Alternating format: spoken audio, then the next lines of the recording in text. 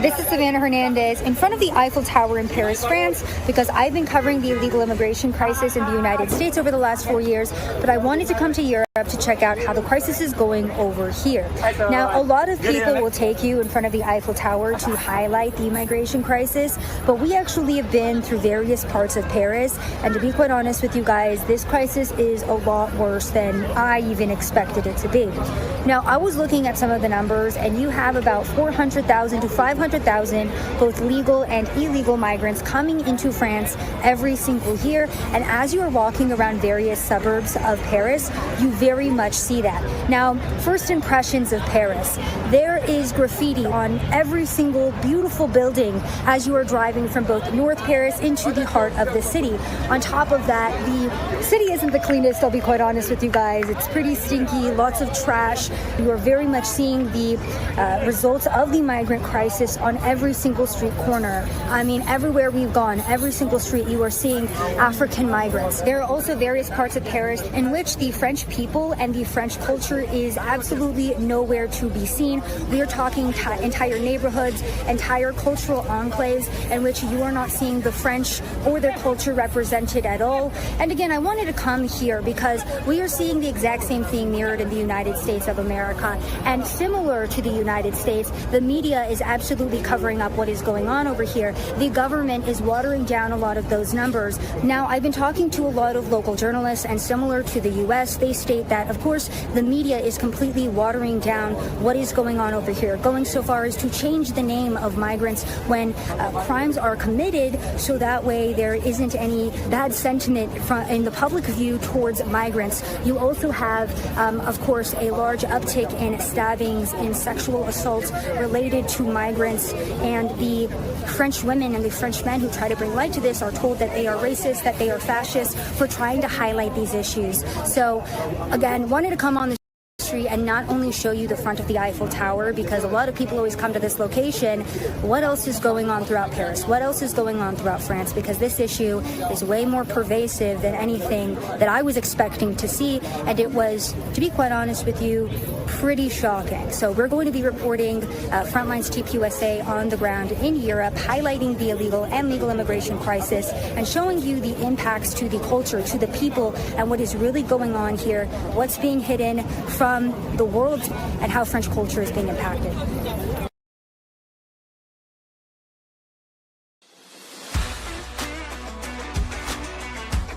Hi, perhaps you recognize me. It's your favorite president. We will decide who comes to this country and the circumstances in which they come. Anybody in this country doesn't minimize their tax. They want their heads ring. Socialists don't like ordinary people choosing, or they might not choose socialism. The answer is might, because I want to do you slowly.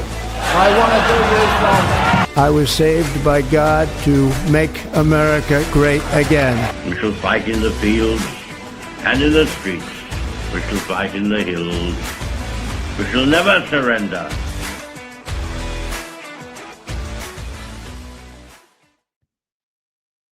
G'day everyone, welcome back to another episode of Commanding the Narrative. My name is Stephen Tripp. Thank you to everyone who is watching this. If you are watching this live on Facebook, Rumble or YouTube, as always, you can contribute to tonight's conversation in the chat, or if you're really game, you can call in and just hit that link to StreamYard that's in the chat, and you can call in and ask us a question or just have you say.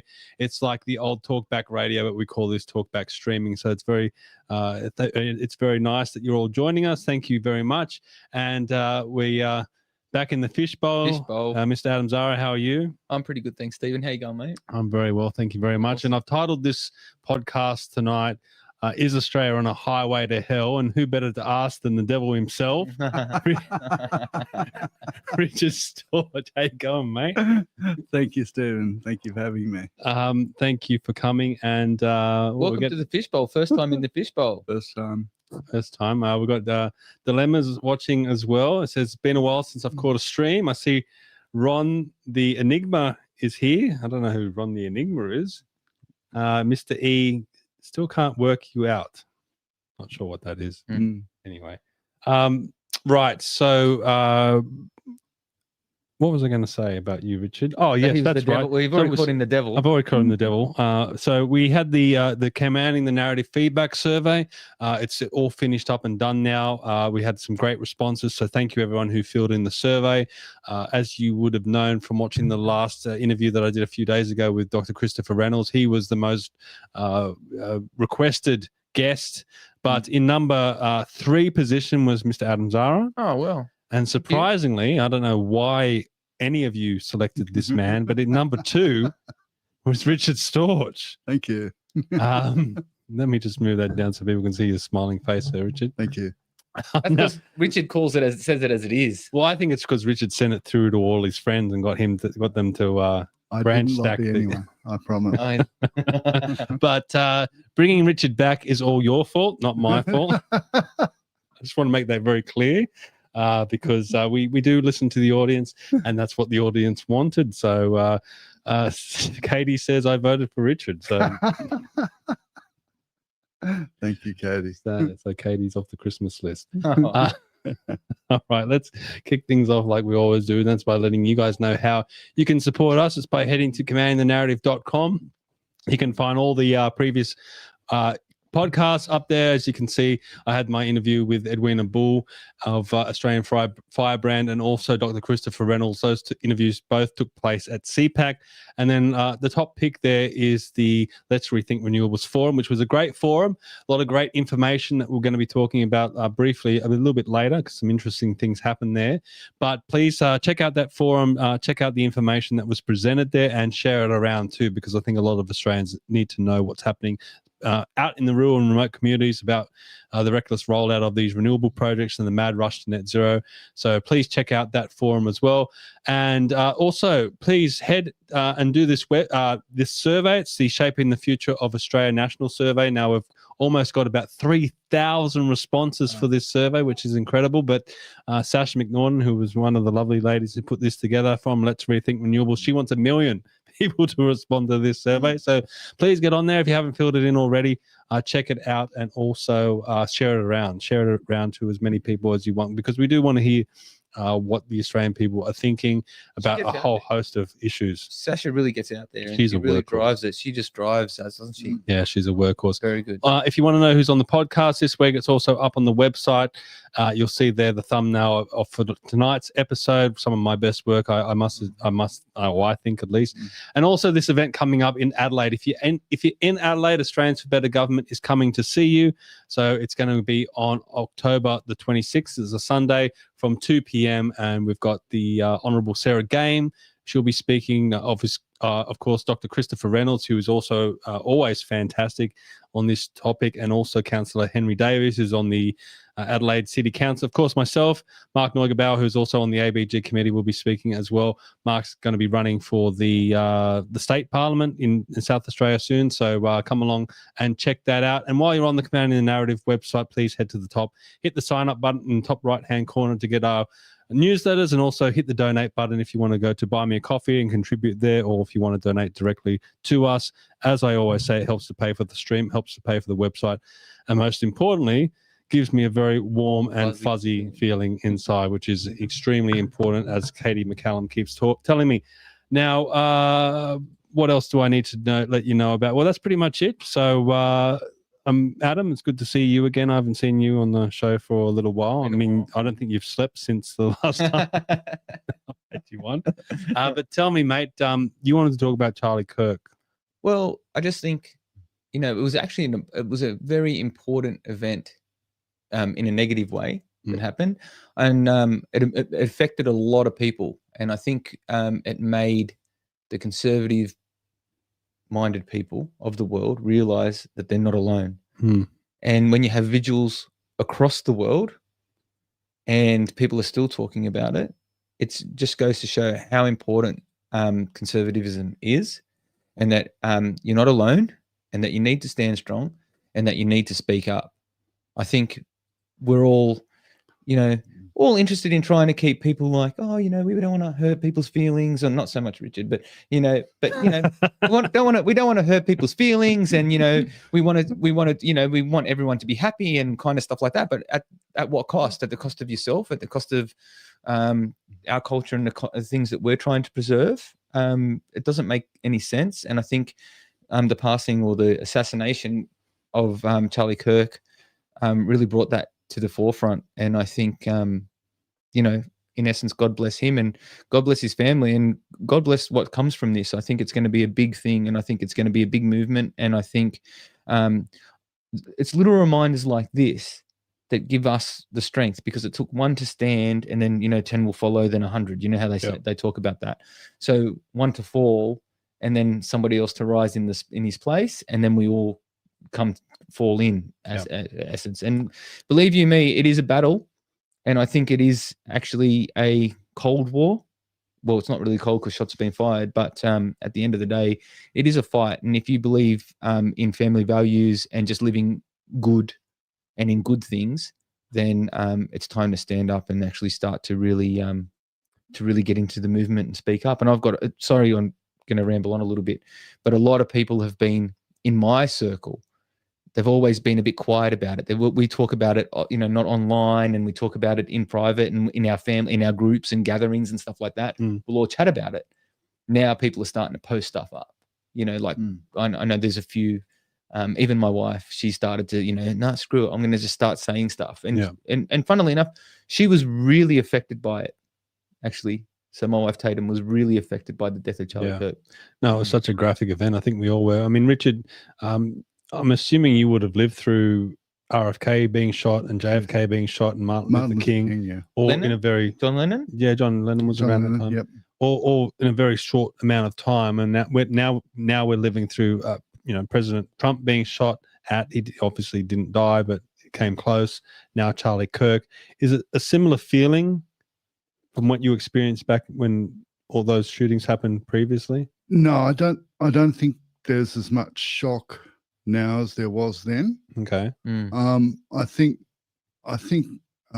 JFK's assassination, I saw how that affected my parents' generation and how it had an ongoing effect, because it was like the end of an age it was the end of a golden period where the world had hope. And RFK was like doubling down, and Martin Luther King was the same thing. But if you look at it in mystic terms, these were people that set themselves up on the absolute extreme of the light. And when that happens, there's usually a reaction, and someone gets taken out or killed. So Charlie Kirk looks to have been someone that was, if you like, a light worker, and that is a shocking thing to see for anyone. And it hasn't happened on that scale for a long time. Yeah, I guess the last time would be when Rabin was shot by Rabin was the Israeli Prime Minister who was trying for peace, and he got taken out by an extremist, a religious extremist. And that was in 1990. And I said to all my Israeli friends at the time, I said, right, that's it. If you want to live, get out. Because I honestly thought that was like, it was like a sentence of death for Israel, because at some stage there would be a weapon of mass destruction used against Israel, and then there would be a nuclear war. Got a lot of people in the comments. So hello everyone. We've got John the Boy is in, Dilemmas, Tony, Katie, a lot of regulars. Hello to all of you and who's watching. And if you're new to the channel, please, we want to hear from you as well. Obviously, I've spoken about the shock of the shooting when it happened on the podcast a few weeks ago with Barclay McGain. We also talked about the impact that it might have on the cultures of our countries going forward. But in seeing the reaction on social media in the days that have passed, the conspiracy theorists are out. Now, there's a lot of theories out there, some stretching from Kirk was taken out by multiple shooters. Kirk was taken out by the Israelis. Kirk's not actually dead at all. It was all staged. It was a hologram. It was it was what all about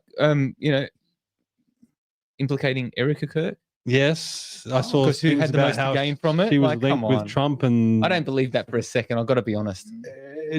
I just feel like a lot of people have too much time on their hands. I mean, I didn't even have time to go through the footage frame by frame by frame. But there was something that did interest me, and it was this clip here, which I don't quite. I don't know if this is real or if it was created afterwards, but.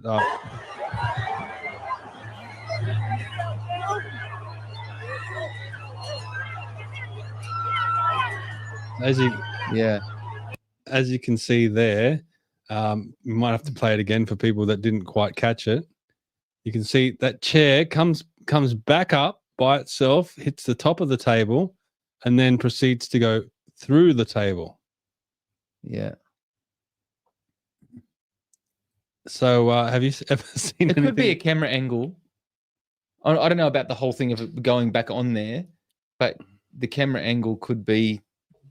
It could have just fallen off naturally. Because when I saw that clip the first time, I thought one of the security guards grabbed the chair and like threw it up, and then because of the way the legs are shaped, it could have rolled around and stuff like that. I'm not 100% sure that it actually did go through. It's depicting an image of going through the table. Well, now with AI, with everything, I mean, it could be a whole AI event. Yeah. I doubt that. I don't think that. It could. I think it's probably more likely that that clip was created after the event. Look, I don't know. What do you think, Richard? You care? I've got no idea. And you know something? It's like there's going to be theories about this for the next 80 years, just like there are about JFK's assassination. You know, it's like most of them are completely insane. When JFK was shot, were there conspiracy theories about that straight away, or did it take time? No, it didn't take much time at all. Yeah, okay.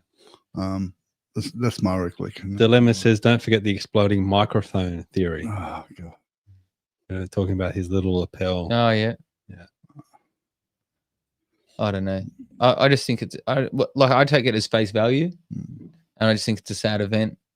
And somebody, and you know what? He spoke so well, was so intelligent and knowledgeable about such a broad spectrum of topics that he was literally one of the most dangerous people to the left. Yeah, well, definitely. I mean, he was the absolute antithesis of the left, because he was curious about what other people thought. Yeah, the left are not curious at all. No, they decide what everyone should think.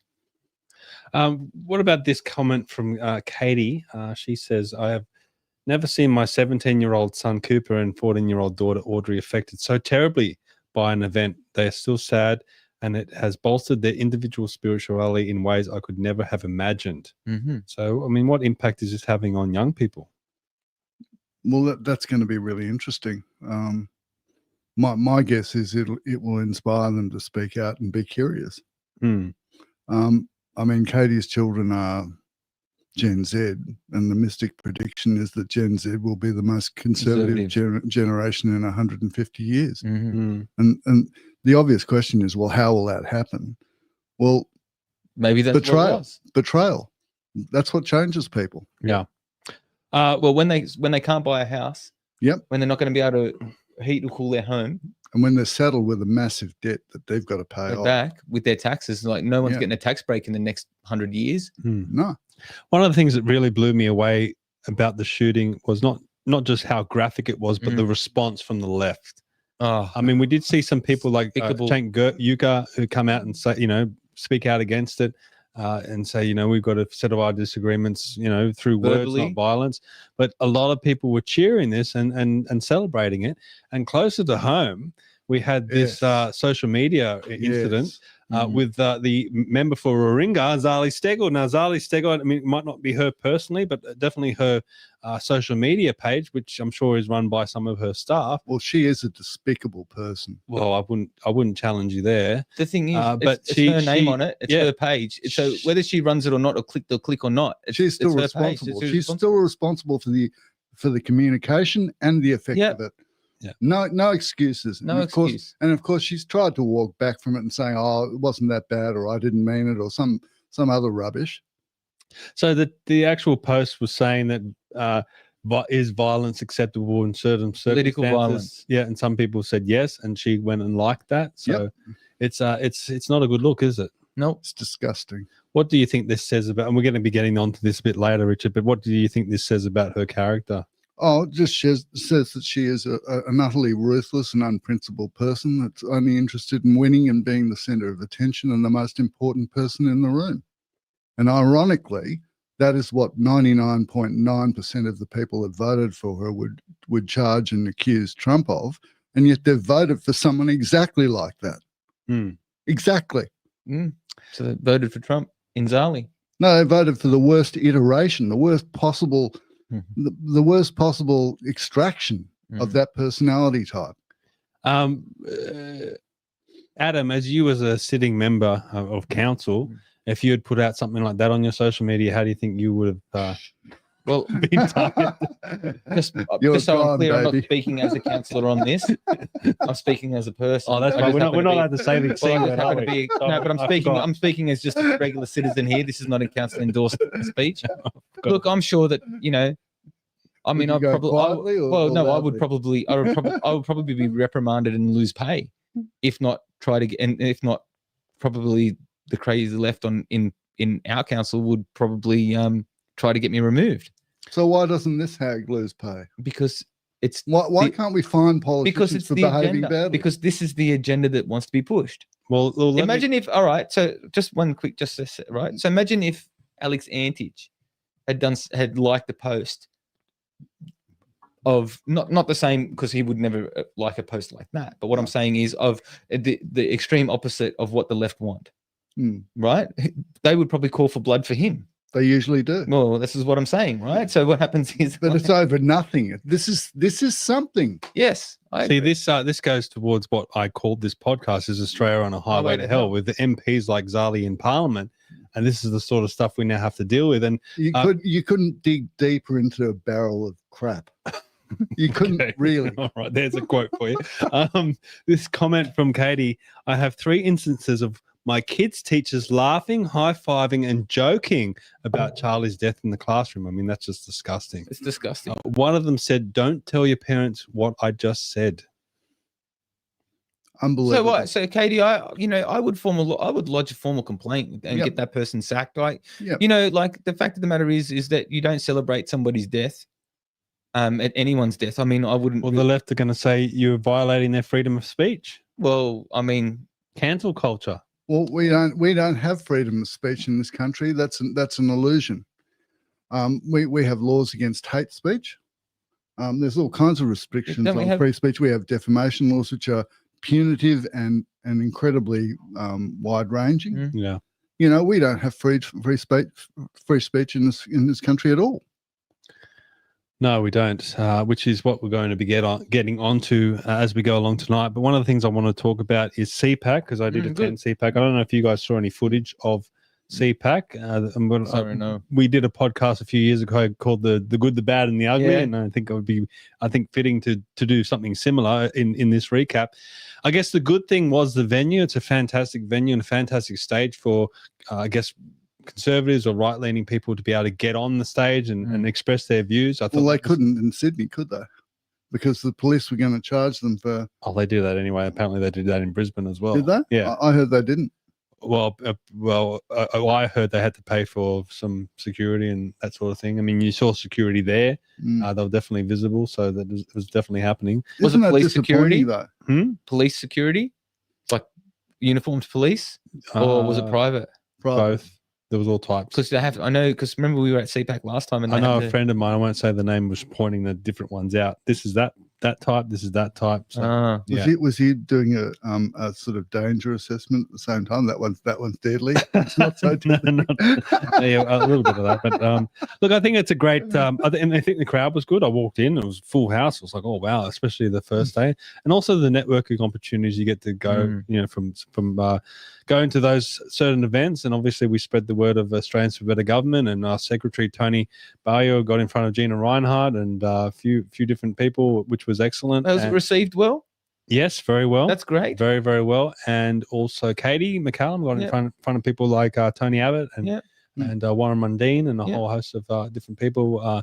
So definitely it was good in that respect. I guess the bad was I didn't really feel there was any solutions, like governmental reform solutions. Like it was just kind of placating to the audience about things. But I suppose that's to be expected. I guess the one thing that stood out for me was Tony Abbott's speech, which was a second speech on the Saturday morning, and it really set the tone for the event. For me, it really left me despondent. It was a very good speech. He got a standing ovation at the end, and I just remember sitting there going, like, why are people cheering this? I mean, he got up there halfway through his speech and said, look, I just want to apologize to all of you for being the 2013 government that he led should have been more like the Howard government and just didn't live up to expectations. It's like, mate, you were there. Like, you in there. Like, you're in charge. All this stuff you're talking about now sounds fantastic. And I was talking to a Liberal person that night about the speech, and I said, do you think Tony would be interested in coming back? And the question was, where do you put him? You can't put him back in Warringah. He won't win there. No. Where do you put him? I mean, you might have a answer that's better than mine, Richard, but put him in Campbelltown. I mean, if you do have someone like Tony Abbott who now is willing to do what he says and lead the way that we all hope that he can we start a how petition can you get him elected? Campbelltown? Let's get him in for MacArthur. Would he win in MacArthur? I think he could give him because people from MacArthur would be looking at somebody who's proven. You can't. Every party puts in people who aren't proven. I was the best candidate from a small minor party. Yeah, you know what I mean. How would I win? How would I win?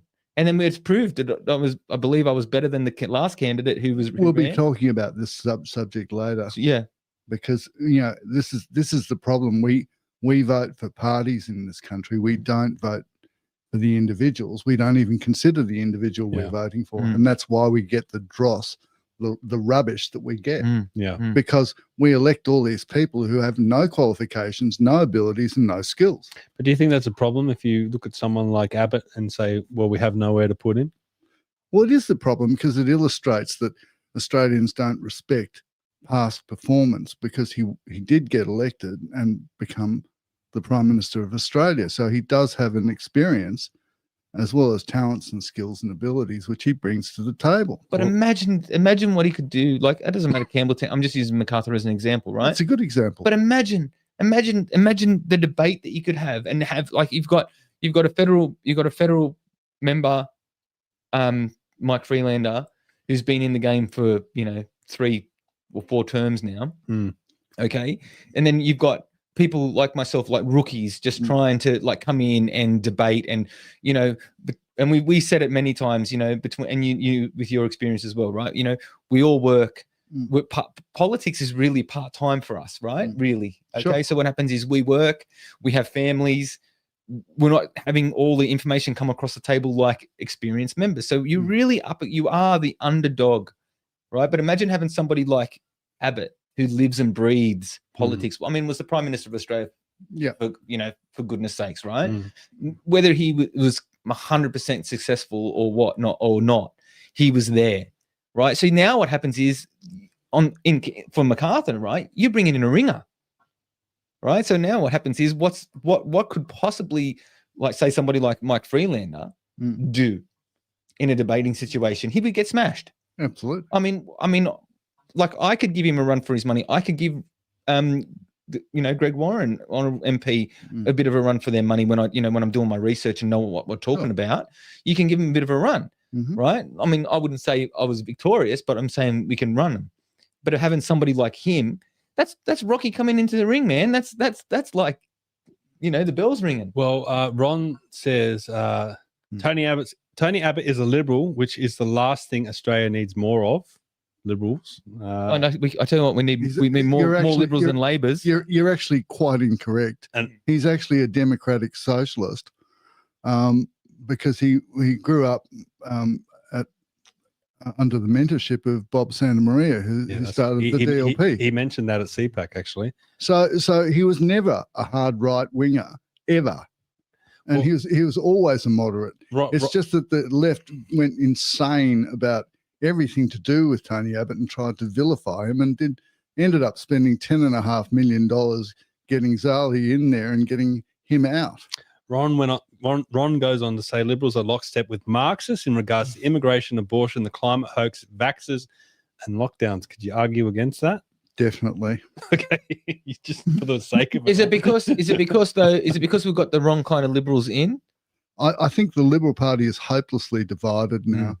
And the reason it's divided is because half the Liberal Party think that what Labor's doing is good and that the Liberal Party should follow, and half the Liberal Party, the other half of the Liberal Party, want to stick to traditional values and ideals and ethics and stuff like that, and they lack the horsepower to prevail in the debate. So the Liberal Party really is hopelessly divided, and probably it'll either have to be disbanded, or half of it will federate with the Nationals, or half of it will sort of form a new version of the Australian Democrats. So God knows what will happen. Is it almost like they've had like Labor migrants come in and bring the Labor mess over? No, instead of adopting they've the culture? swallowed the pill of duplicity. So the Labor Party's personality type is the achiever performer. In the enneagram, that's type 3. And there's always fundamental deceit and duplicity, because it's all about the image of success and winning at all costs. MVP Slim Studio people has a question for you. I'll wait for a second. But people think that Albanese is the head of the Labor Party. He is not. He's just a mouthpiece. Yeah. The real head of the Labor Party is Paul Erickson. And if anyone wants to know what the Labor Party is all about, just watch his speech to the National Press Club after they won the election. Yeah. And he detailed every lie, every deception, every hoax, every misrepresentation. And he just said, we won. And that's all that was important to him. It was like a grandstanding of deception. Okay. MVP Slim Studio. Yep. Not sure what that means. Has a question for the panel. What do you think is driving current voting outcomes, i.e. away from Conservatives? Deception, duplicity, and misrepresentation. I mean, lies.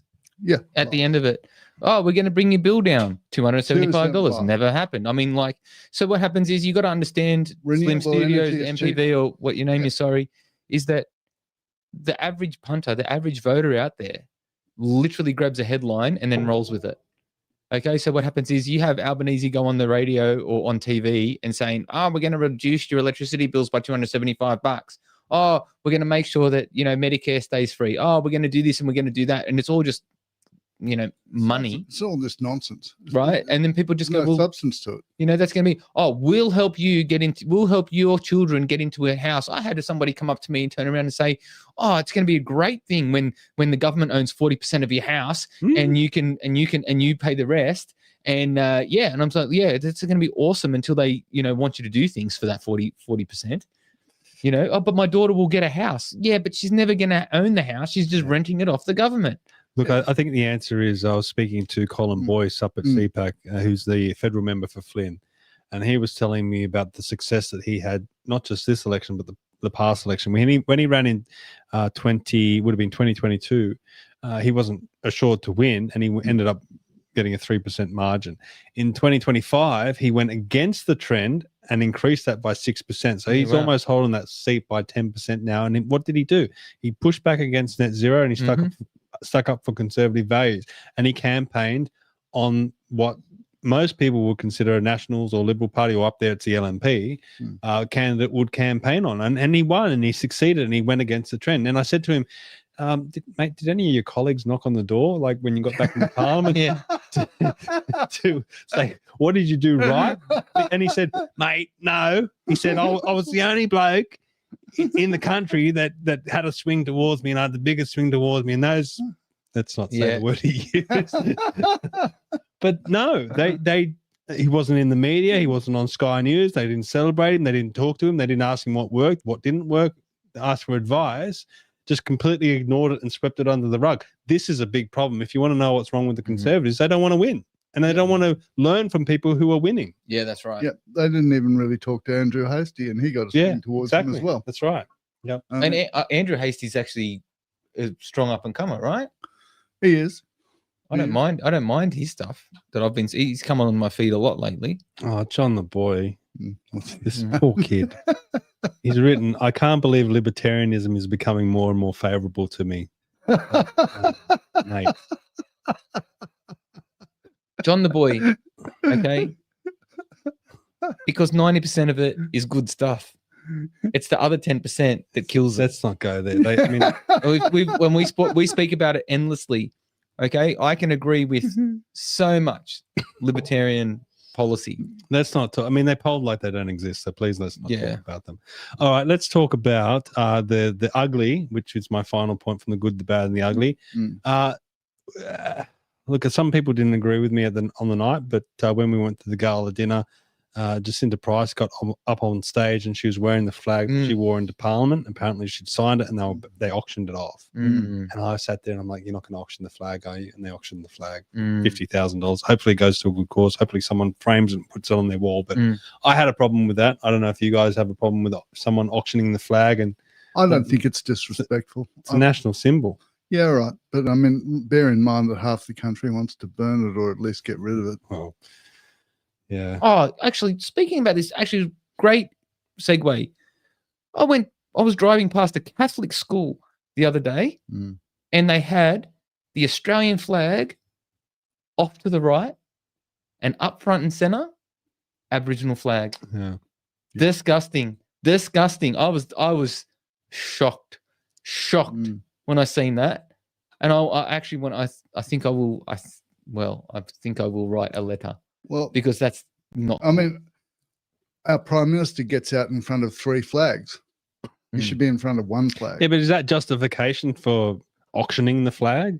No, I'm just saying I don't find it offensive if it was. Well, if it was I just think it's the other extreme. If you're going to burn it at one end, the other extreme is treating it like a bit of merchandise. No, but the thing is, where does does it go to her campaign, or is it going to CPAC, I suppose? Is it going to something worthwhile? Yeah. If it's going to something worthwhile, maybe we have to sacrifice a flag here or there. I don't mind it. $50,000 a pop. People can, I'll get over myself for that. Okay, fair enough. Well, maybe if the money was coming to me, I'd get over it. But a good cause will satisfy me. So, can we get an information from where that $50,000 is going to go from CPAC? No. Someone doesn't get a Bentley, down payment for a Bentley or something. All right, let's move on to I guess more when we're talking about ugly things that are happening here in Australia and the direction of Australia. Is Australia on a highway to hell? We'd like to hear your answer, everyone in the chat. Do you think we are on a highway to hell? And one of the things that happened this week is another attack on free speech. And Ben Fordham on 2GB was talking about this. This is what Ben had to say. The Australian Human Rights Commission has made a big call. The body meant to protect your rights says the government should regulate what we say about climate change. Hang on a moment. Where's this come from? The Human Rights Commission is warning about misinformation and disinformation. Oh, so we're back to the misinformation and disinformation times, are we? They're campaigning for regulation followed by swift and decisive action. So be careful what you say about climate change because they might hear you. The Human Rights Commission says, and I quote, "False narratives distort public understanding, erode trust in institutions and delay urgent climate action. Misinformation and disinformation undermines the human right to a clean, healthy and sustainable environment." What do you guys think about that? Oh, it's disgusting. Shut down, let's rethink renewables. Those bastards are spreading misinformation and disinformation. Don't support them. I mean, this is the future that we're heading to. Can everyone just go and watch 1984, please? Just go watch the movie 1984 and then see if you don't see similarities to it. That's what's happening now. I think we'll need to make a bigger argument than that. It's like people are just so incurious and so hysterical and neurotic about everything to do with climate and weather and everything else. If you like, we're not making any headway yet. No, but if people just used a little bit of common sense, like seriously, think about it. Think about when you were a kid. I don't care if you're 60, 70 years old. If you can remember back to when you were a child, is the weather really any different? Has it really changed that much? Of course not, but that's not going to shift people's perception. What will shift people's perception is when it starts really costing them something. At the moment, the cost is not that great. So it's going. They got too much money, I reckon, because I'm telling you, mate, the cost is hard. I just don't understand how people can think it's acceptable to silence people. Sure, there's a lot of crazy people out there saying stupid things, but just to push back against climate change, I mean, what's the Human Rights Commission got to? Oh, I tell you what's a stupid thing. I tell you what's a stupid thing. Okay, is that they won't say misinformation, disinformation of a man can be a woman. Well, precisely. Right, but then they'll turn around and go, climate change is human called anthropogenic climate change is real. But you're debating perfectionism, and what we're really talking about is perfectionism and hypocrisy and intolerance. Yeah. So this is a reflection of the hellish environment that we have created for ourselves going forward. That's all. So you guys need to be careful about what you say, right? Because we are on the radar. To hell with that. And we are on the radar of Chris Bowen. Good. Okay. Good. Chris Bowen. Mr. Chris Bowen, thank you for watching. You are your policy is terrible. No, you are terrible. No, your policy is terrible. End it. Don't keep going down the road you're going down. Well, speaking of Mr. Bowen, this is something that he put out on his social media. Let's check this one out. Attacks against media rights and saying, well, we're going to stop media rights, we're going to have a tax. And you go, hang on. And every time you argue against that, they say, well, don't you believe in media rights? Have you, as a federal parliamentarian, ever been given the empirical scientific evidence that proves climate change? No. I can assure you it doesn't exist. I've nailed my colours to the mast. If I go out with a tide in 2.5 years, that's great. You know, I'll get a lot more time with my kids back. We don't believe in setting targets at all from opposition or from government. No, I just misspoke in the answer I gave. What I meant to say was that I don't support the targets that the government sets while we're in opposition. I don't like so I misspoke. I mean, it's like having a tax against. Okay. apart from Susan Lee just making a fool of herself, I mean, it showed footage of our forum. That's Rethink Renewables forum, which I was speaking about before, and that person answering that question was Colin Boyce.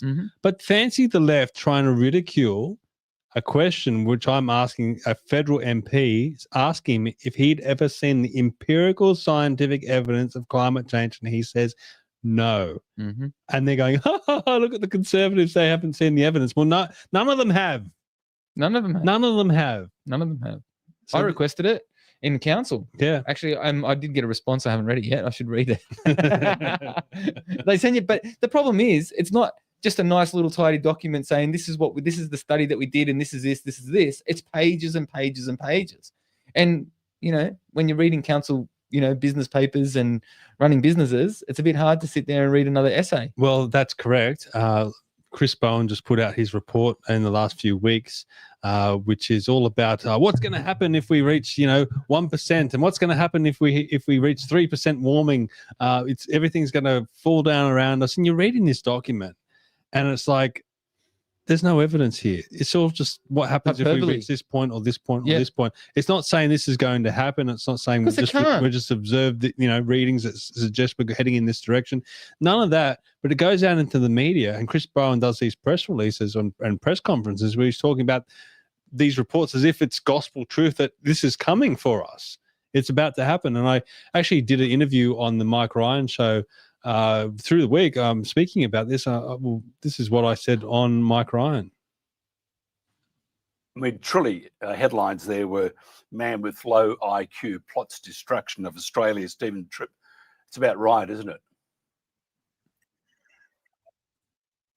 Look, I put out a video in the last few weeks that's had over 500,000 views on social media, and it was talking about the lack of experience that Chris Bowen has had in the energy sector. Like, look at this man. He was elected to Fairfield City Council in 1995. He was 22 years old. The only experience that he had working prior to that was working for the finance sector union and also being a political staffer. So why does this man have the reins of the energy portfolio? He has no experience in our energy sector. He has no idea what he's talking about. And this report that he's just put out, it provides no new evidence. It just recycles old narratives. And these narratives are the same things that we're hearing about how sea levels are going to rise. You showed a footage of Port Denison there. You can see footage on photos of Port Denison like hundreds of years ago, 140 years ago, as that photo showed. And the sea level hasn't risen, but they're telling us now that suddenly it's all going to happen in the future. So I should correct myself because I've been spreading misinformation. I said Port Denison. It's Port Denison. I don't know why I said misinformation. Watch out, they're coming. They're coming for me. But, as I said, it's just recycling old narratives. And that's what they do constantly. Over and over, they put out their special little reports. They recycle the old narratives. And then they scare the poor public witless about this stupid alarmism. And then the Human Rights Commission comes out and says, well, we better silence the other side, who actually are spreading the truth and talking about the truth and talking about the environmental destruction that's happening in our rural and remote communities, or the economic destruction that's happening to our economy and our electrical grid. This is intergenerational theft that is taking place right now in the present day that's going to affect our kids, our grandkids, and the future direction of this country. Yes. And they're trying to silence us. Yes. So how many times have we heard from like people that we speak to and have interviewed in the past regarding people don't exactly scientists don't exactly understand precipitation and clouds. Yeah, because they're not scientists talking about this stuff. Not the politicians. Even the scientists don't have a full comprehensive understanding of how the weather systems fully work. Well, so then how can you predict it? Let's not have a scientific debate. Let's just look at the cost and ask if there's ever been a costing done on it. Has there ever been a cost-benefit analysis? It's like if you're spending money that belongs to the Commonwealth, i.e. all the taxpayers' money, you better have a good reason for doing it. Otherwise, it's fraud. But does modelling have a place in something that we don't have a full understanding of? I mean, I can understand doing a traffic modelling situation or scenario. Okay, we're going to put a roundabout here. Let's just do a little bit of modelling. They take the data, you see the stripes on the road where you run over them, they count the cars, and you can turn around and go, right, well, in a week, 10,000 cars use this road. It's consistent. We can basically presume that this is going to happen and this is going to happen. There's not much, you don't have to actually add any particular factors. The information's there. There's not as many variables. Not as many variables. That's a good word, right? But in weather prediction, okay, and there's so many variables, and don't forget, we don't have a full understanding of the way it all kind of works anyway. So then you're guessing, okay. How does computer modeling of climate for the future have any weight? It doesn't hold any water. The argument falls apart at that point, right? Yes, I agree with you with the costings and benefit analysis and all that kind of stuff. It all falls apart anyway, right? But what I'm saying is that they base everything on this modeling, and you can just go, right, well, I haven't got information on what the temperature is going to be in 10 years' time. So let's just throw a couple of extra degrees on there. And that's just human input then. It's just putting inputs. You can turn around and do a computer model and make it say that, in 10 years' time, it's going to be sub 20 degrees. Precisely if you're selective enough with the information you put out. Yes. So if I sell you a product and I omit to tell you a whole lot of things which are critical in your decision making, I have misled you, I have deceived you, and I have defrauded you, haven't I? I agree. So why are we not holding our leaders to that standard? I don't know. We should be. False, misleading, and deceptive conduct. That's fraud. Well, misinformation, disinformation. We're fighting the free speech battle. We're also going to be fighting on other fronts as well. It's kicking off in the UK, but I suspect it's going to come here very, very soon. This is the worst. Today, I am announcing this government will make a new free of charge digital ID mandatory for the right to work by the end of this parliament. Free of charge. It's already a problem. You will not be able to work in the United Kingdom if you do not have digital ID. It's as simple as that. Today, I am announcing. Well, he just said it then. You won't be able to work without a digital ID. This is vaccine mandates all over again. You thought they would have learnt from their mistakes. No, they're doubling down. No. We're fighting this battle again. Yeah. Why would you presume they learned anything? Because I think they got exactly what they wanted. They were just testing it. Mm-hmm. So he's a big rule maker. He wants everyone to play by the rules, his rules. His rules. Yeah. Well, look, I think we're going to have to depend on our friends in the UK to fight this battle, but I can see this coming here very, very soon. I mean, we're already staring down the barrel of it in, I think it's December. It's not getting talked about. No one's really talking about it. Alex Antich did mention it. He put a motion forward to repeal that amendment or repeal that bill, that bill. Yeah, but if they want to ban under 16s from social media, then how else will you do it without a digital ID? Yeah, that's true. Well, the government keeps on wanting to betray the people. There'll be a consequence eventually. Do you think there'll be protests in the UK about this, Richard? Yep. This is the scare. I got to be honest with you. This is the scariest. John the Boy says, when is the next UK election? They have 5-year terms, so it's about 4 years away. So because that's a Reform UK is they're running pretty hot. Well, based on current polling, if there was an election today, they'd win. You would have Nigel Farage as Prime Minister. Yeah. Yeah. I've met that guy. I got to be honest with you. I prefer him as a. Where did you meet Nigel Farage? I met him at last CPAC. Did you? Yeah. I had a smoke with him. Did you really? Yeah, I really did. Well, there you go. That's how I met Richard. I had a smoke with him at Freeman. Yeah. Oh wow. Okay. All right. Well, look, we know what's coming with this this digital ID, but I think Jordan Peterson's always a good authority on. Very eloquent. I think he says it best in this clip. So in China, for example, God, this is going to happen here, I think, too, although maybe people will fight it. If a traffic camera catches you jaywalking in China, the digital ID system has your blood now, has your genetic code, has your photograph. It can identify how you walk. So even if you can't see a face, you can be picked up by gait. It will convict you of jaywalking and take money out of your bank account with no intermediating judiciary at all, and show a picture of you to the people in the neighborhood so they know that you have jaywalked, and reduce your social credit score. And if your social credit score falls below a certain level, you can't buy drinks from a vending machine. You can't play video games. You can't go on a train. You can't get out of your 15-minute city. It's pretty scary stuff. Who wants a life like that? Like, people, come on. This is close. This is close. This is like literally the signature of a piece of paper away. Yeah. That's the line. Yeah. That's depressing as well. That's how scary it is. And we are so close to this. And this is going to be the future for our kids. How do we stop it? How do we push back against it? I'm going to tell you something, right? At this present moment, I'm not worried about the kids. I'm worried about us. I'm worried about the kids. Well, I love the kids, don't get me wrong, but I'm worried about us, because don't forget too, right? We're going to have to live through this. And the problem is we've experienced the 80s and the 90s. Who is we, what, man? We? I'll be gone.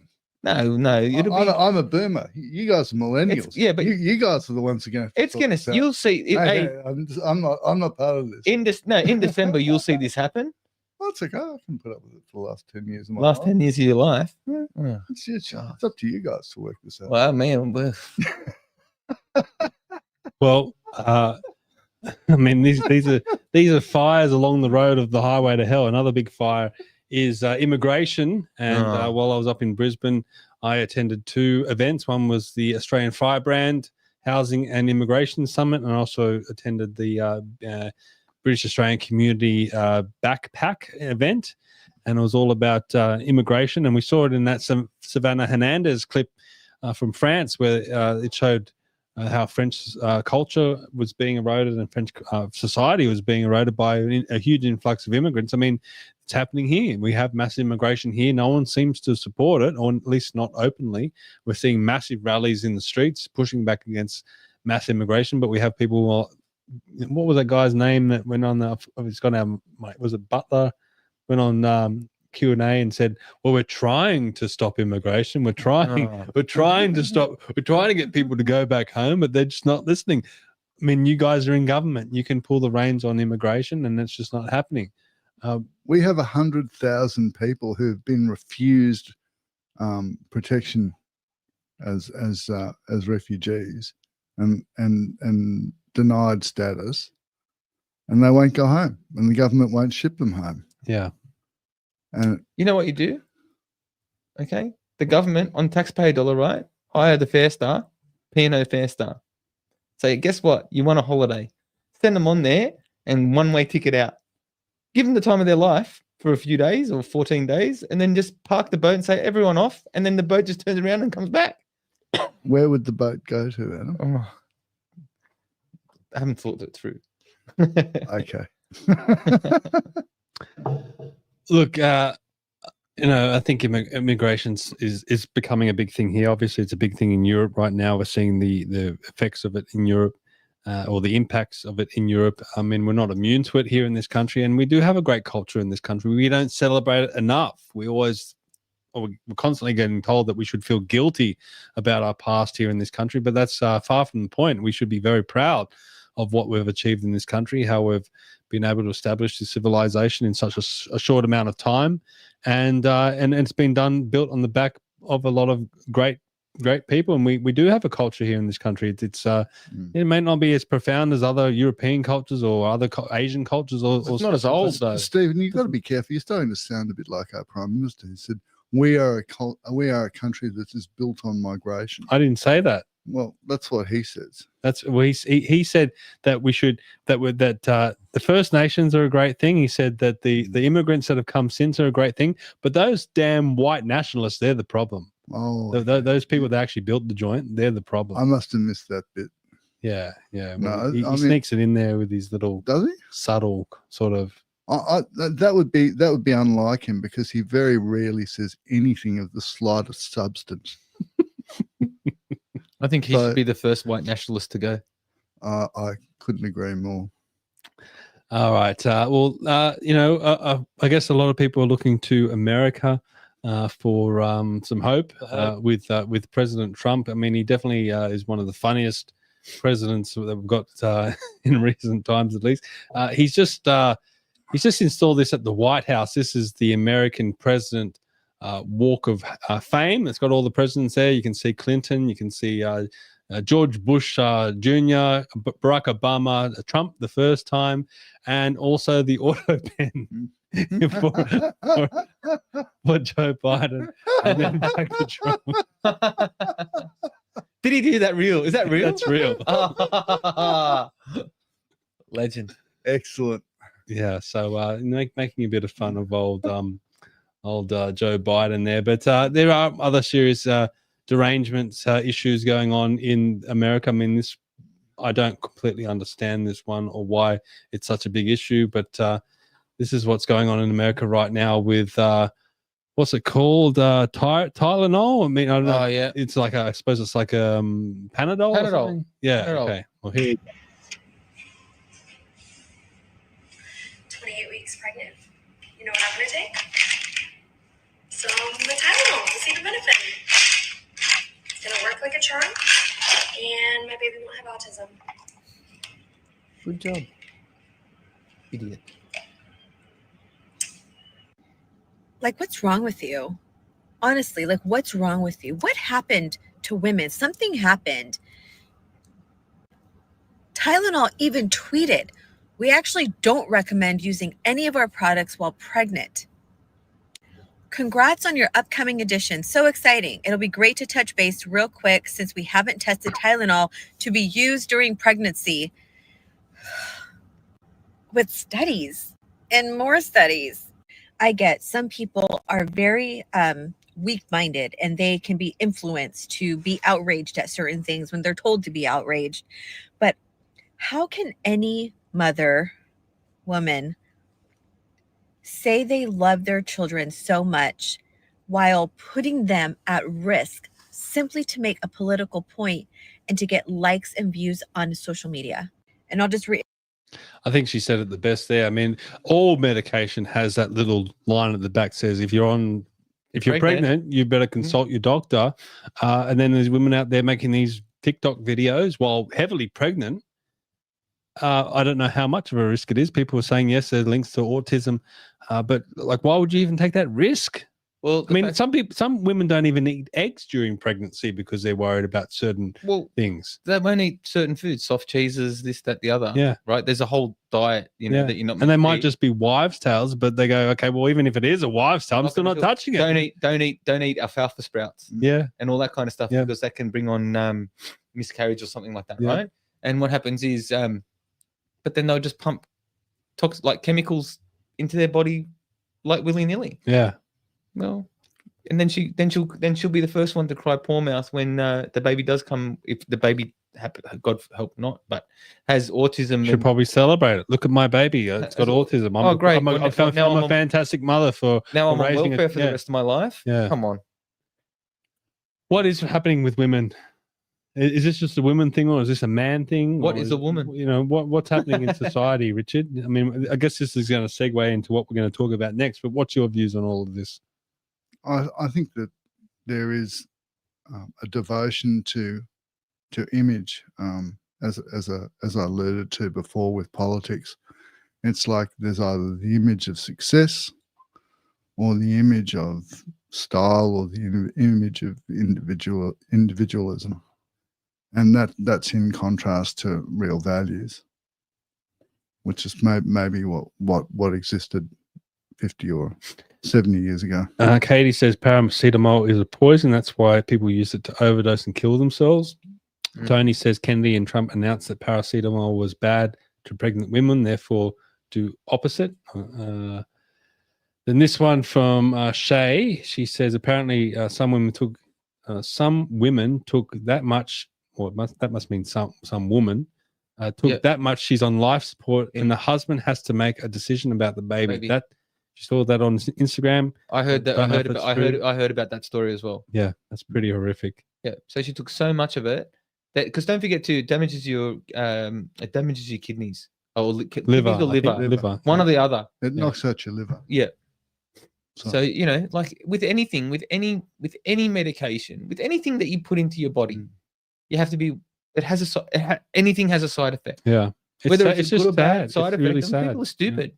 Well, I mean, we've got probably a significant part of the population of pregnant women that would get regularly drunk, and we don't do anything about it, and we get left with a legacy of children and adults with fetal alcohol syndrome. Yep. So, do we have a law? And I'm just spitballing this out.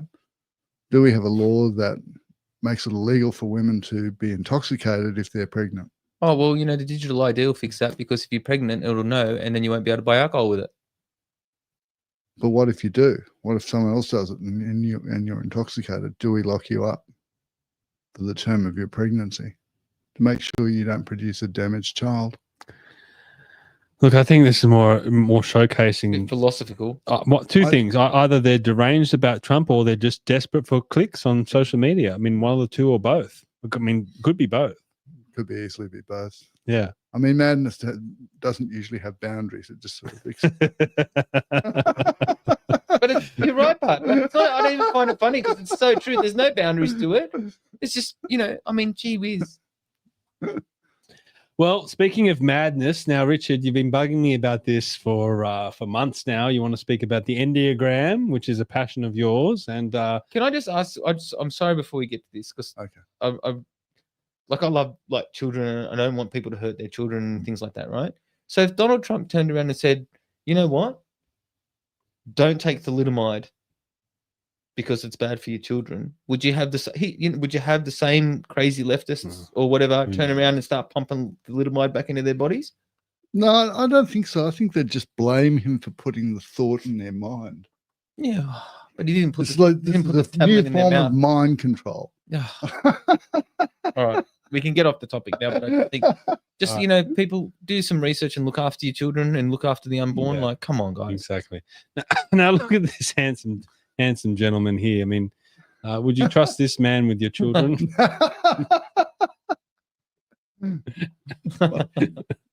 That wasn't necessarily my idea to have it. But anyway, I didn't get to argue the point. So, and you're a devotee of the Enneagram. So this is a presentation that you put together, and you've been dying to speak about this. I know you're nervous as well, so everyone give Richard a bit of slack. I'm not going to. I'm going to double down as harshly as I possibly can. It's just going to be very enjoyable. But Richard, take it away. Always seems to be a fight at my place. Well, there's a common denominator.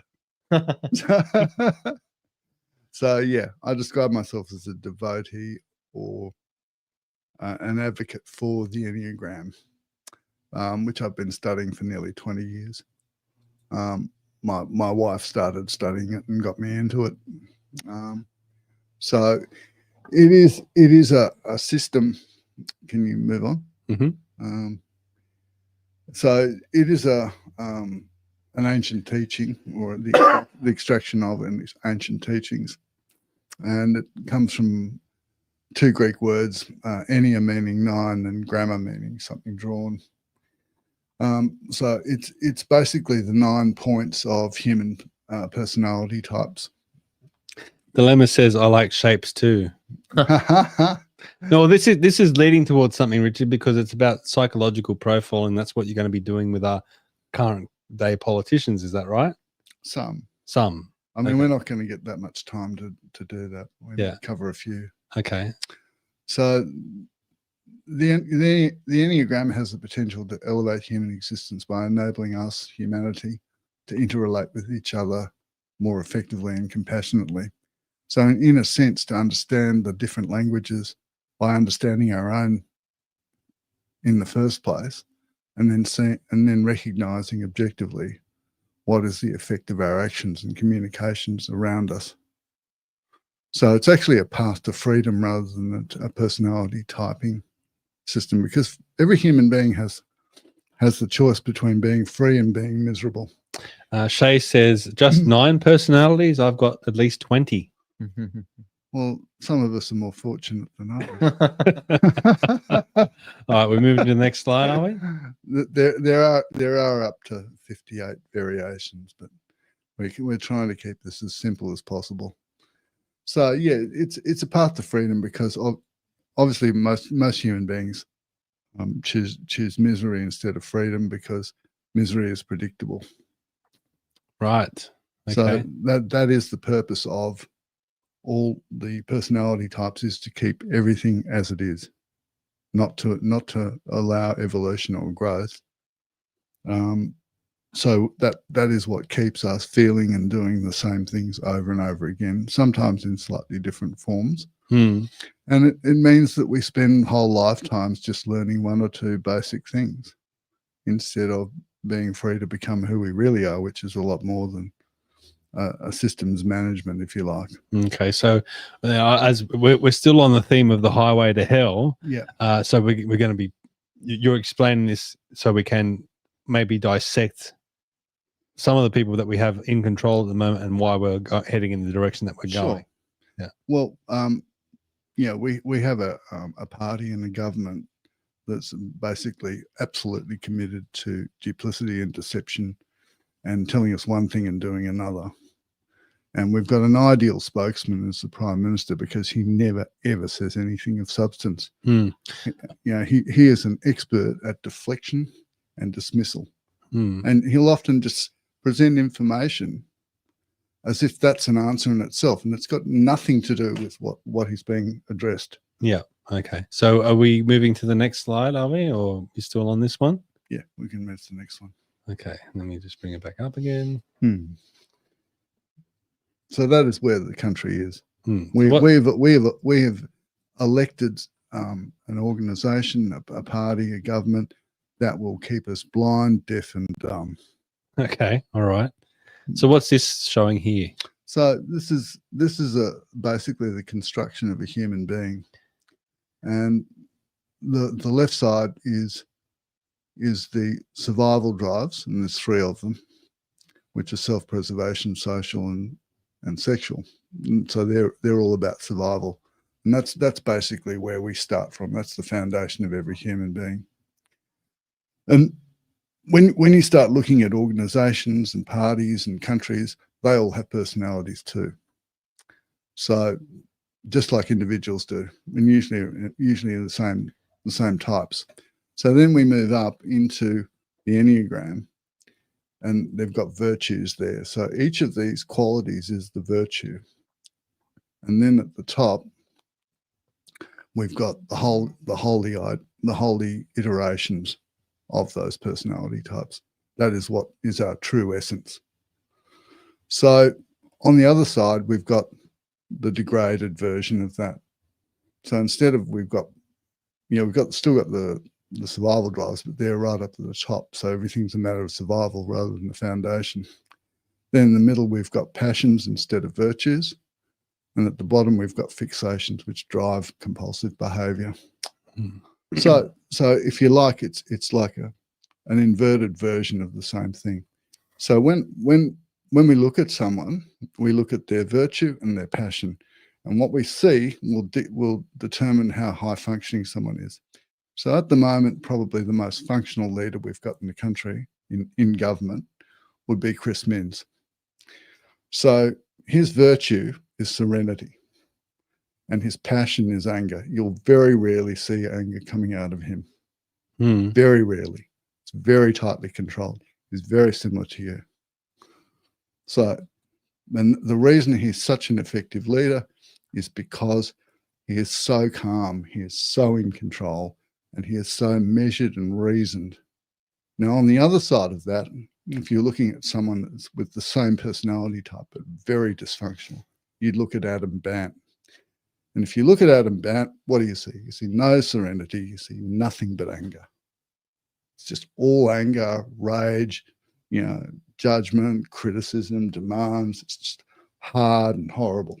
Like Pauline Hanson. Pauline Hanson's a little different.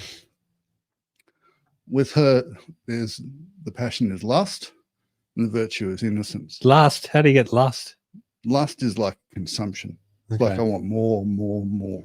Okay. It's a bit like gluttony, but it's like it's consuming. It's like people like that are like consumption machines. So a very high functioning of a peer would be, say, Jacinta Price, and you can see all the lovely sort of innocence and softness and in her virtue of innocence. There's this softness and lovingness that comes through. With Pauline, it's a lot harder because there's much more rage. But there's also the lust as well. So she's not as high a functioning personality type. So you've got Stuart Bonds and Jacinta Price as being probably the highest functioning versions of that personality type, which is called the achiever. The challenger protector. And they're overrepresented in leadership roles. Like if you look at the last 6 great American presidents, 4 of them are that personality type. So you've got the Roosevelts, LBJ, and Trump. So you've got one that's Reagan. He's a peacemaker, and you've got JFK, who's an achiever performer. So you've got 4 challenger protectors, just like that. All right, so we're going to, this is the last slide. So yeah, what's this one show? This shows the basic vulnerabilities of each type. So we've broken them up into 3. So the top types, which is 8, 9, and 1, their core is anger or rage. That's all of us. Right. Then 2, 3, 4, that's the feeling type. So they're driven by shame. So, and then you've got the mind types or the thinking types, 7, 6, and 5, which is like the Prime Minister. That's fear. So one of those things will drive us to move away from it. So you and I will move away from anger or rage because it's uncomfortable. Stephen will try and control it. Right? Someone like Pauline Hanson will use it and deliver it to someone. Okay. Right?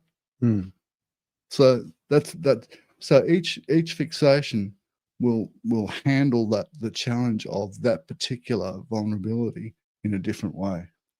Shay says, can we get a copy of this slideshow emailed to read? Anytime, sure. Okay. Put your email in the post. So everyone can email you. Yeah. All right. Well, so what I said before about Zahra and Donald Trump, it's like it's ironic to me that the people that would hate Trump with a passion have elected someone who is so similar and embodies all the things that they say they despise about Trump. all right. So people hearing you say that, they're going to go, well, Zali Steagall's nothing like Donald Trump. I mean, in your eyes, how are they similar? Well, they've got the same personality type. What does What that mean? personality type is it? Personality type is Challenger challenger protector. protector. So the primary goal of that personality type is to take charge and eliminate vulnerabilities and prove competence. Their own vulnerabilities. They resist being vulnerable at all costs. Okay. So that is also Australia's personality type.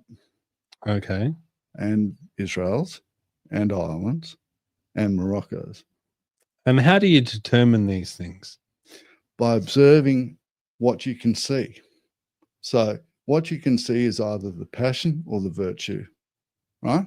Or both. And that will tell you, that will inform you as to what you're dealing with. Katie says, Richard, you are gonna see Angry Stephen if you keep those comments up about Minns, comparing me to Chris Minns. I don't think so. I think that's a very generous and flattering comparison. I think the guy is doing a brilliant job. Tony says, what am I? Tony, you're a Tony Bowyer. Yeah. She's a challenger protector. Trumpy. Like Zali. Yeah, but she's much higher functioning. She's very loving. She's lovely person. Okay, so and she's scary. What about our current leader? Let's focus on him. Our current leader, he's an investigator. They never make good leaders, and they're usually not given the job. But we've got him. We've got him because no one had the stones to say you're not good enough, and you never will be. What does it mean by investigator? I mean, it doesn't ever seem like he's investigating. Yeah, break it down for us. He's better suited to be sort of like a junior accountant or an insurance actuary or a clerk or data something entry. like that. Yeah, data entry. You know, he's not a leader. He never will be. He had a very, very easy and unchallenging ministry for 10 years where all he had to do was go around and, you know, give speeches and, you know, read speeches and hand out money. It's the easiest job in cabinet, being the transport minister. It's like so unchallenging. And that's where you put your biggest idiot. And it's like, that's why I got the job. Well, speaking of the biggest idiot, how do you define Chris Bowen? He's the same. Same, yeah. These are the people that would never rise to any position of authority in business or the military or anything like that. Well, how do we on their own? How do we merit. allow them to rise to these positions in government? Because they're grubby little, you know, retards that sort of ingratiate themselves with the right people at the right time, and they're there for long enough to finally get the job. I mean, Chris Bowen has failed in four different portfolios. You know, as a junior minister, and then he got promoted. And, I mean, he is a little bit more intelligent than Albo, but he's still very, very stupid. What about someone I think you'd probably agree is probably a little bit more complicated than those two, Penny Wong? Yeah, well, she's a very nasty, angry person. But she's got no serenity at all. If that gives you any clues. Yeah. So what would she be then on here? She's a reformer perfectionist. She's a one. She's a reformer perfectionist. So she's driven by anger and rage. And that's all you see when you look at her. She can be superficially charming if she wants something. Because I've seen. She's horrible. She's one of the most destructive people around. I mean, look at what she did to Kimberley Kitching. And then to say as the highest ranking senator in South Australia that she had no idea what was going on with Nicole Flint. I mean, she is an out and out liar.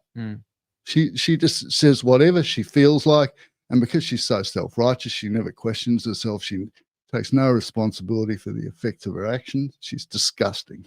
Dilemmas wants to know about Andrew Hastie and Jacinta Price, because he's saying that that's where the Liberal Party are going to go to next. Possibly. Andrew Hastie is an achiever performer. It's an unusual type of leadership candidate. He's basically got there by eliminating his fear by military service and dedication and stuff like that. The trap with that personality type in leadership is it's the same thing with JFK and Hawke, who are also three fixations, is that there's always a fundamental deceit. And Andrew Hastie looks squeaky clean, which is disturbing because there's got to be some deceit somewhere. What about Jacinta? So, but I do think he'd be a wonderful Prime Minister, and he'd kill himself trying to do a great job. So with Jacinta Price, she's a challenger protector. She's like Trump and like LBJ and the Roosevelts and and Churchill. But a higher functioning one. Oh, she's got the softness. she's very soft. She's very loving. Yeah. Do they make good leaders? They make very effective, successful leaders generally. Would Although Zahra- there are exceptions. Sali's more like Stalin. She's paranoid and she's horrible. You know?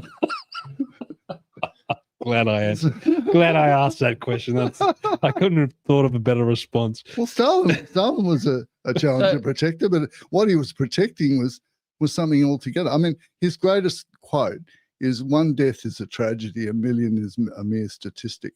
Yeah. I mean, and that's what she's like. You know, there's no She level thinks of violence ruthlessness. is acceptable in certain. Given the opportunity, there's no level of ruthlessness that she would not sink to. And So she is disgusting. What makes in this chart here, so the enneagram explained, you've got the individualist. Yeah. They never make good politicians because they're too emotional. The only place they can survive is in the Labor Party in a protected environment, like Amanda Rishworth. So out of all the personality types, where they lean to their numbers, what would be an ideal leader according to Enneagram? Well, basically, leaders will be overrepresented in certain areas, but potentially anyone could be, even an investigator, if they got to a point where they had surrendered enough of their fixation to be coming from freedom and non-attachment. So it's really a case of evolution and levels of function.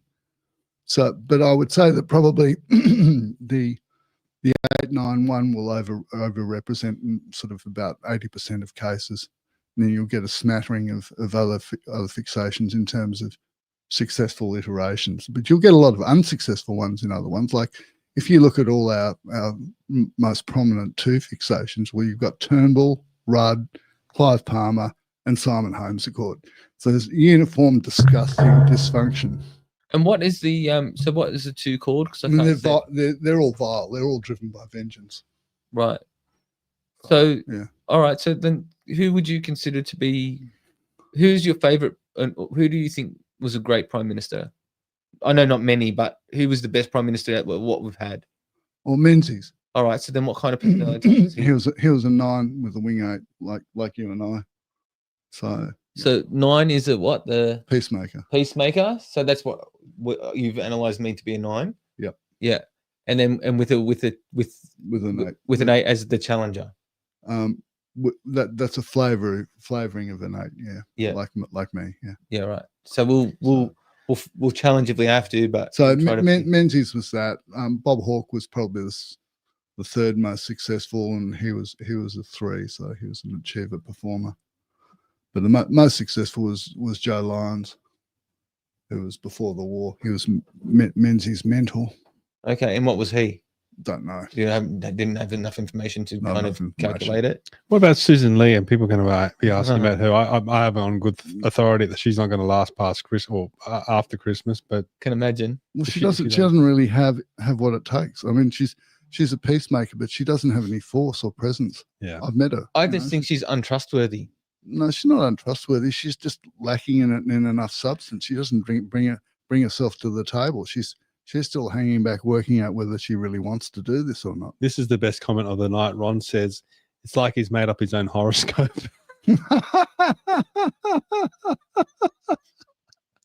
That's a bit rough. I think you know what you should have brought? You should have brought that book that you use. And what we could have done is gone through and just say picked one and just as an observational, you know what I mean? Because I find it quite interesting, to be honest with you. Like people like horoscopes and stuff like this, but I mean, you become self-aware of maybe, you know, what, you know, as far as the enneagram philosophy goes, what your kind of personality type is, and then you can use it to, you know, understand yourself in the world and then how people react to you.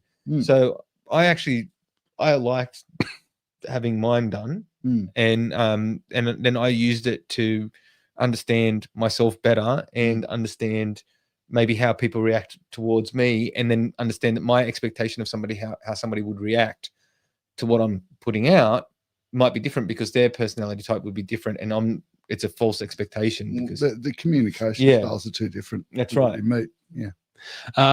So of the names that we have mentioned, are there any others that you would consider to be good leadership options? Names we haven't talked about, but according to Enneagram, Stuart Bonds. Yeah, I think he and Jacinta Price are the two greatest natural leaders that are in the political scene at the moment that I've seen. Yeah, okay. I give Chris Minns, you know, good marks, but he's batting for the other side. He's Labor. That's the problem. That's his biggest downfall. And it's like, you know, sooner or later there'll be a consequence to that, and it won't be pretty. Okay, so what about you mentioned it a little bit, the personalities of the different parties? I suppose, start with Labor, we'll go to Liberal, maybe we'll do One Nation and a few others. Yeah, the Labor Party is a party of three. It's the achiever performer. So 45 years ago when Hawke was leading the party, and he embodied the party and he did a great job. That was fine, but there wasn't a much higher function. So there was a movement to perform to values and standards and ethics. And that was more or less held to. I mean, there's a lot of corruption in that government, but they still did their job and they still put Australia's interests first and the people's interests first. What's happened since then is that that's been lost. Now it's all about winning. So we have a party that's totally devoted to self-promotion and self-aggrandizement and self-advancement. Yep. And that's what we've got. What about the Liberals? The Liberals, as I said, half of them want to stay with traditional values and ethics, and half of them think that what Labor's doing is the right way to go. So they think that half would be achievers and half would be... Yeah. Well, there's a division because they're trying to change the nature of the Liberal Party, and they've succeeded over the last 15 years to move it away from the loyalist to the achiever, from 6 to 3. And what they've done is they've split the party in two. So the mods are the 3s. They want to go with Labor or be Labor light, and the 6 want to stay in tradition. Traditional values. So they're neither fish nor fowl. They're in no man's land. A party and then they've elected a leader who's not really sure where she wants. I think she's a 0. There should be 0 on there, right in the middle, like 0, just spinning around in a circle. You want to make her a 10, do you? Huh? You want to make her a 10? Well, I think she should be a 0. No hero. 0. Right. What about around in circles? What about a party like One Nation? Is that more 8? That's Challenger. Is it identical to its leader, or is it? Well, it's you wouldn't deny the influence of the leader, would you? No. But also it's where people go that are really pissed off with everything. Right? That's where the pissed off people That's go. why we went. Yeah. Yeah. I was pissed. Yeah. Still am. I still am. What about the Greens? That's the party of one. That's the reformer for perfectionist. And so are the teals, by the way. Is that me? Yes. So I belong in the Greens or the teals. Yeah, but you're very high functioning. They're not. They're driven by anger. And You're what- driven by serenity. That's what I was going to say. So the high functioning part is what was the high functioning part on the scroll? I'd have a better chance of getting elected in the teals. Oh, providing you're prepared to lie through your teeth and win it. Because you don't believe in anything. Well, I have to start off lying about my sex. Well, you're a middle-aged white female. You just couldn't pull it off. Well, I've got Aboriginal in me as well, apparently. Oh, So I can use right. that. Yeah, right. Well, tell me about maybe some international leaders that interest you. Is there anyone that stands out that you might want to comment on? so Keir Starmer would be I achiever. like the Italian Prime Minister. I mean, yeah, she is just magnificent in every possible way. She is a challenger protector. One Australian she's Which is wonderful. a challenger protector, which is the same as what Pauline Hanson is. Yep. But she's a more, you would consider her to be more higher functioning. Much more. And what makes her higher functioning? Because she's got softness. Softness. She's much more loving. There's an innocence about her. There's a freshness. There's not the raging force. I see. The thing is, she's much softer than that. It's like you. When I talk about softness, I talk about there's an ease there as well, whereas there's a hardness with the lower functioning. but have you ever met Pauline in real life? No, I haven't met her. Oh, I've got to be honest I've with you. observed her a lot. No, but in real life, when the camera's not rolling, she's much softer. I think she's much softer. Yeah, but and I'm not it going can disappear like that, though. No, yeah, no, I'm not saying I do accept that. she's a brawler. Like you wouldn't want to like you. She'll go. Yeah. Right. 100%. Like I could imagine her just kick it. I could just imagine her kicking off her shoes, right, and Well, going in. look at Latham. Going in for it. Look at Latham. Yeah. He's the same. Challenger protector, right? But the thing is, in person, like I mean, I've sat down with Pauline and had a beer, and my wife's had a beer with her, and we actually at a few different functions, as a matter of fact. And I do, and I'm not trying to. I'm just saying, like I believe you. I have no trouble person. with this at all. And what happens is what I find is, I think from her experience with where she gets that rage, what is presented, what she presents. Okay, I feel like that actually is a protection for her, right? That she puts up when she feels vulnerable. When the cameras are rolling, and that's the vulnerability thing that we're talking about in the enneagram, right? So so she uses that to protect her. Yeah, why do you think I'm so respectful around Tony? Yeah, it's just like I respect that. It's like, Yeah. oh, I don't want to take that on. yeah, because she'll rip your head off. I want to ask you about two more Australian politicians. One, Moira Deeming. I saw her speak at CPAC. She didn't come to the stage with a real presence of being a good speaker, but some of the stuff she says was really good. I wish I could get a copy of her speech so we could talk about it. But what's your views on Moira Deeming? She's the one. She's a reformer perfectionist. Brainy. She's not a brainy. She's just very, very powerful and controlled. Yeah. So and one politician that's probably not like the others, Malcolm Roberts. yeah, he's probably a Six, a loyalist. Yeah. Very, very much like John Howard. Okay. I was going to ask you that. What would John Howard have been? John Howard's a 6. Yeah, with a 5 wing. So With 5 wing, which is the investigator. Yeah. But that's the minimum, the minor side of it. Yeah. When you're leaning a little bit. Yeah, to it's it. the flavouring. Yeah. So that's what's called the loyalist profile. Now, I'm assuming with all of this, we're talking about the different personalities, but we can also talk about how the personalities interact with each other. Now, check out this. Giggling schoolgirl, real man. Yeah. This is Albo and Trump doing a selfie.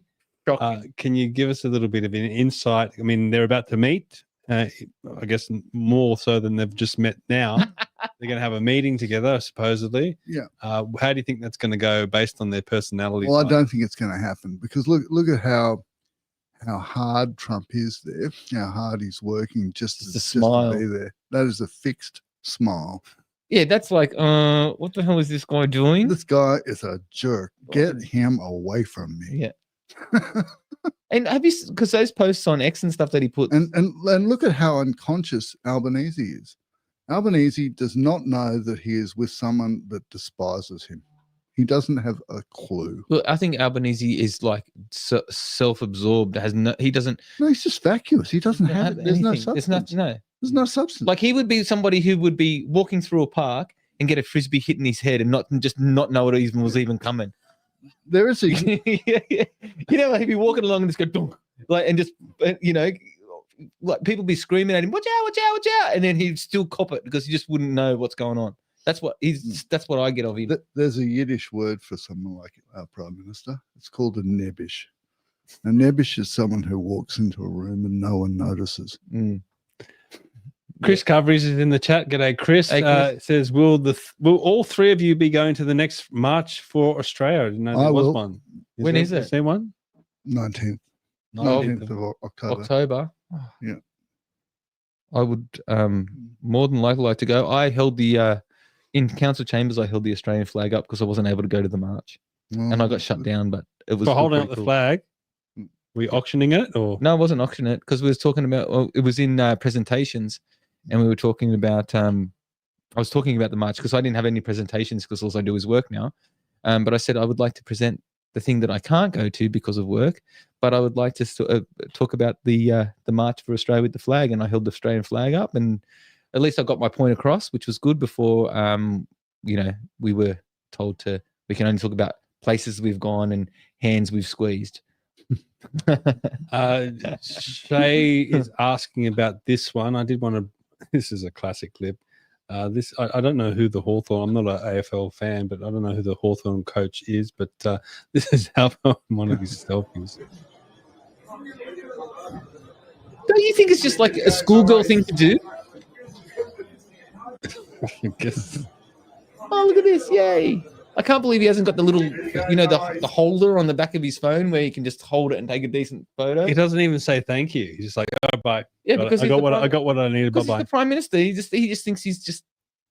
He thinks he's really cool. He thinks he's something that he's No, not. he really thinks he's cool. He really and does. And he's such a dag. It's not funny. And there's He's another so D word. uncool. There's another D word that I could call him, and ends in an E actually, and a bag, right? And and that's I look. I try to respect.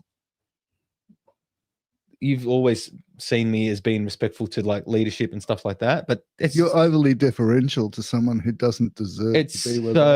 so hard to have any sort of like respect for that person. This is the guy running the country. This is the guy that's bringing in mass migrants. This is the guy that's going to introduce digital ID. Destroying this the is guy that's going to bring in misinformation, disinformation laws, or at least he tried. He'll probably try again. He tried with the voice. I mean, yeah, we can ridicule him. We can put him down. We can say he's an idiot. We can say he's not up to the job, but he's there. He's in power, and he's bringing this stuff in. And he's got for some reason he gets it. He's not bringing in any of this stuff. He's just a mouthpiece for the people that are. He actually couldn't find his ass with both hands. All right. So, do you want to finish up on anything from the enneagram? What is there? Anything you want to finish on, or do you think you got your point across? What was your point? Well, I think I'd just like to say I think the enneagram. I think people exploring themselves and their personalities is a good thing. And I haven't even said it's a crock of shit yet. I refrained. Is that part of my personality type? I'll go back to where I started, and that is that when in Australia, in democracy, we elect parties, not people, and we need to pay a lot more attention to who we're voting for. Yeah. And if you go for a job in business now, you will be psych tested, more than likely. If you want any kind of senior position or working with people, you will be psych tested. Well, but my understanding and the enneagram is a whole different level of exposure and opportunity. And frankly, it's like before I vote for anyone, I want to know exactly who they are, what their virtues and passions are, what their strengths and weaknesses are. And I want as much information for someone I'm actually going to vote for as I can possibly have. Yeah. Before I hire them. But isn't the whole thing about, I mean, these psychological profiling things, I mean, you can talk about numerology, you can talk about astrology, you can talk about a whole host of different things, but isn't the idea that you may be a certain personality type, but there's no negatives of certain types, like all different types excel in a certain way. Negatives. Yeah. It just depends on the level of functioning and whether someone is miserable or they're free. And there's a complete 100% sliding scale on all of those criteria. Yeah, okay. I'm trying to work my way up from the bottom. Yeah. And it'll take me a few more lifetimes, I think. Yeah, right. Okay. All right. Well, let's finish up. We've had you on Build Your Own Fantasy Government before, but I'm going to give you a different twist this time, Richard. I'm going to give you a bunch of names. I'm going to give you 2 names at a time, right? And of those 2 names, you're going to tell me who was the worst prime minister out of those 2, right? Okay, cool. You understand? All right, first one, Menzies and Howard. Howard. Howard and Hawke. Oh, that's tough. I'd say it's a dead heat there. I'd say they were pretty much on par. You got to give me one though. Howard was more successful. Hawke was a better prime minister. Okay, so Howard was the worst. Losers. Okay, Howard and Abbott. Abbott and Curtin. Curtin and Keating. Keating and Fraser.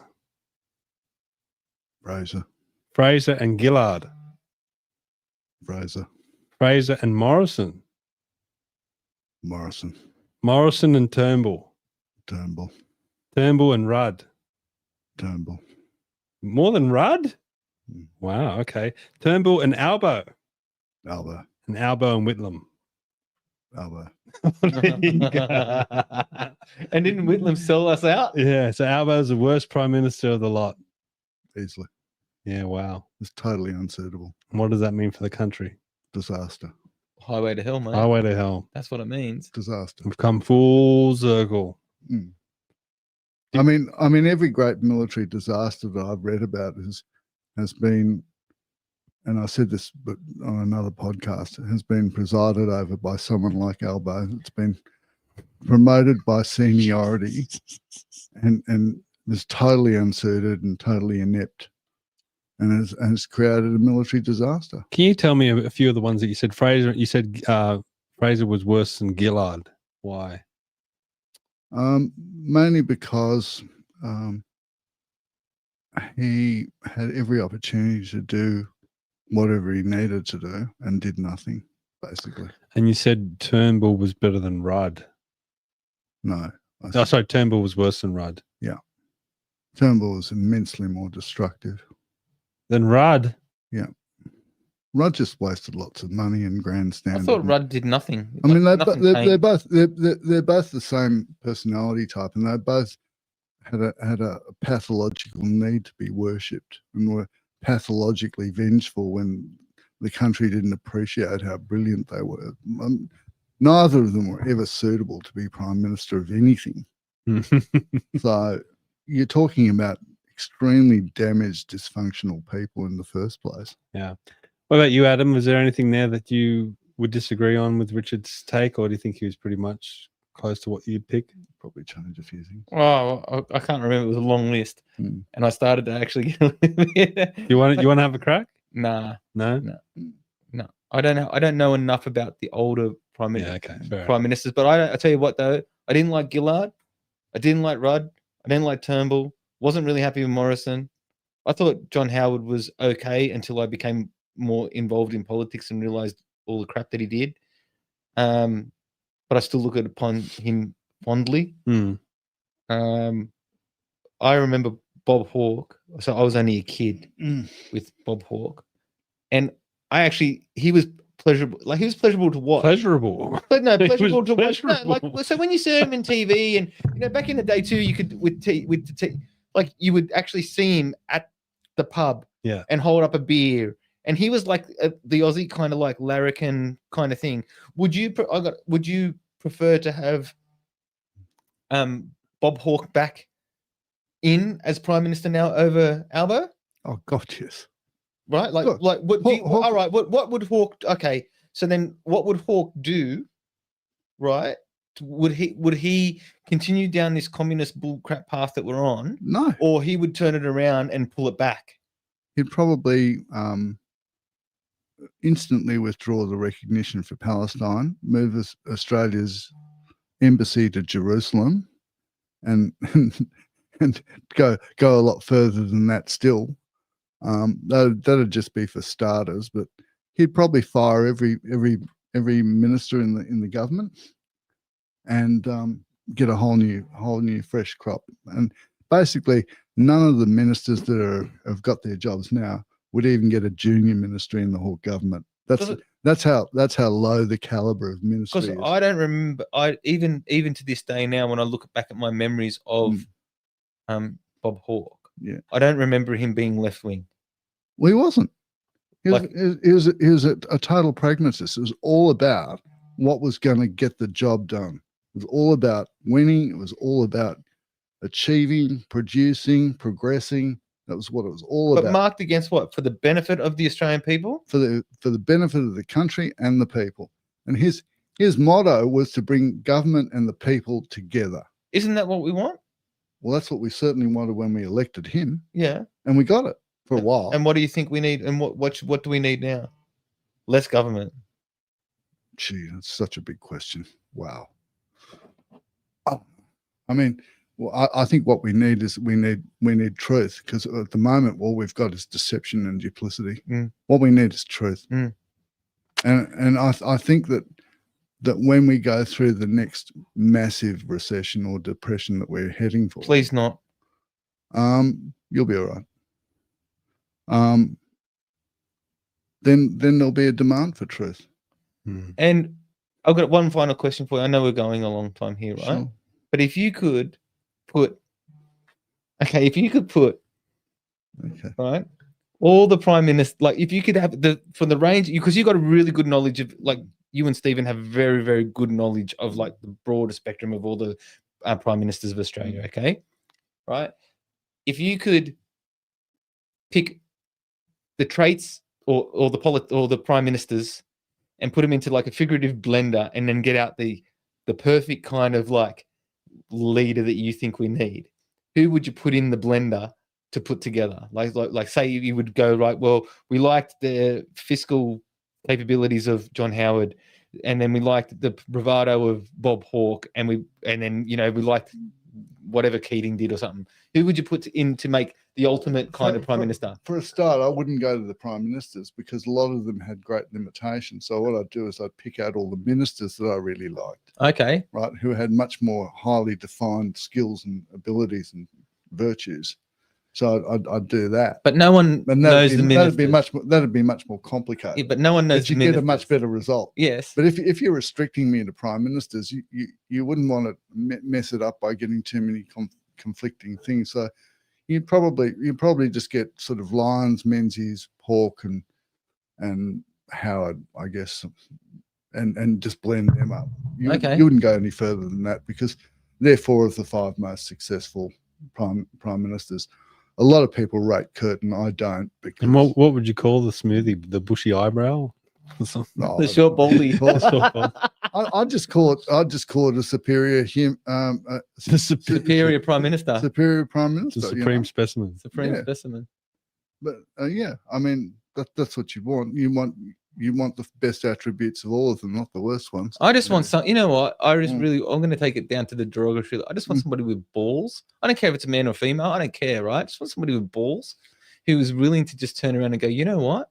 This is what Australia needs, and this is what we're going to do, and then here is what we expect the results to be. Yeah, we've got Jacinta Price. She fits the bill perfectly.